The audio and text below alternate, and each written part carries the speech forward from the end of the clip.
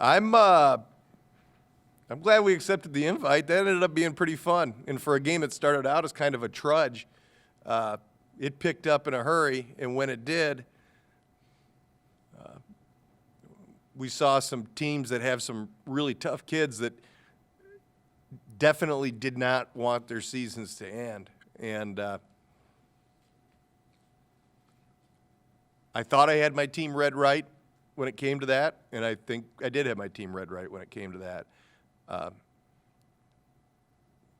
It ended up being a very good college basketball game, and they had guys that have done it, have been in the NCAAs numerous times, and didn't want to go home.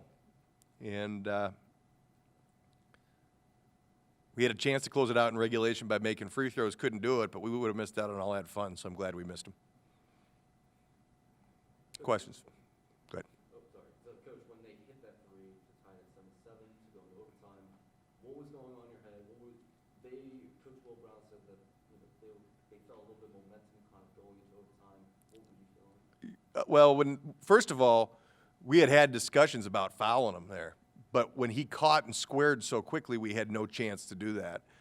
We got caught in a switch. In retrospect, I wish we would have not switched that one out. But he hit a tough shot. I mean, it's not like he shot an uncontested three. What do you do? I mean, what do you do? Guy made a tough play, and it's not like I'm used to seeing us just lock people up on defense anyway. So if we're going to try to win it on offense or defense, I'd rather have the ball to try to win it, I guess, with this group. But it looked, when it came off his hand, you get a look at it, and I honestly was like, nope. And I didn't say that, but I thought, nope. And when it banked in, I thought, oh, boy, here we go. The guys, I wouldn't say they looked down. They looked more annoyed, like, go away. Which is a funny reaction to have. But again, I thought there were some big plays to get us to that point. Treg had his 30 points. I thought his best play of the night was when he had the ball late in shot clock, was driving around a little bit and found Tony on that little over-the-top pass. And he came out of nowhere to get that rebound from the end. I mean, he was flying around out there. Clearly, he's not ready to be done playing as a Bobcat. He'll always be a Bobcat, but I think his cheering section is what's out there for us. I think that Treg said diehards are there. I do want to say that crowd was great. It was great. It really was. And I hope they all come back for the next one, and I hope they bring a friend. But I've been in these before where people were in the stands but didn't want to be there. That crowd was engaged tonight, and they made a big difference in this game. Coach, you mentioned Trey, and obviously his huge game. How much are you going to miss him next year? Oh, I miss him a lot. I miss him in a lot of ways. I mean, On the court. on the court, it's hard to bring the energy that he does. It just is. And what I admire about him is how much he's grown. And I think I mentioned this after the last game, but he's doing things now that he wasn't doing before. And his outlook on life is still from left field, but it's one that he'll be able to do something with in life.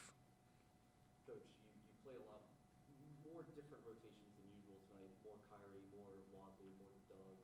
Did you see anything that you liked or didn't like while they were out there? Well, we're going to have to some more. I mean, Especially with the minutes that Tony and yeah, I didn't mean that game drew me into playing those guys so many minutes. And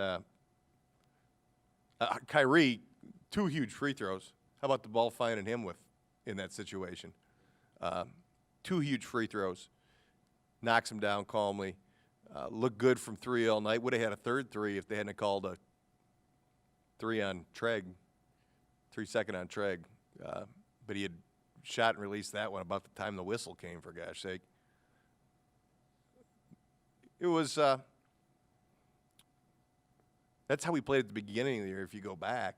And I've got to get used to coaching that way again. I'm kind of out of practice. I get locked into that group. But this is the end of a rocky, but in the end, pretty glorious run for him.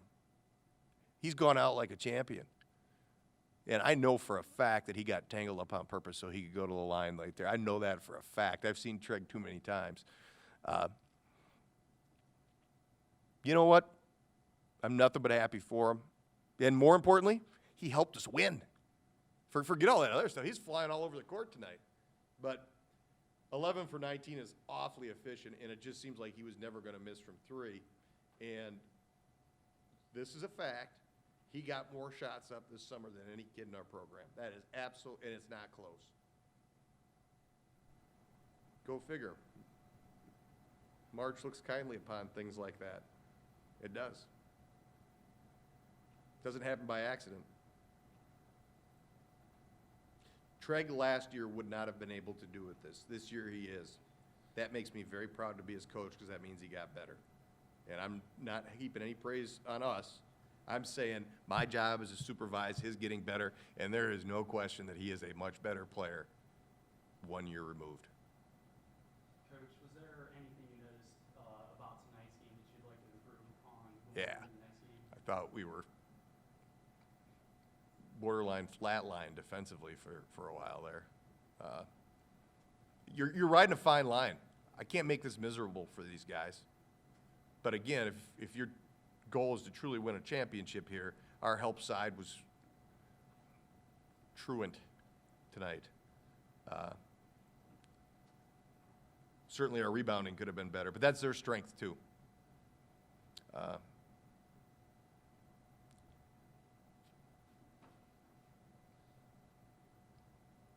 As we move forward, we need to get better defensively, and we can work on that a little bit right now. Not as much as I'd like to.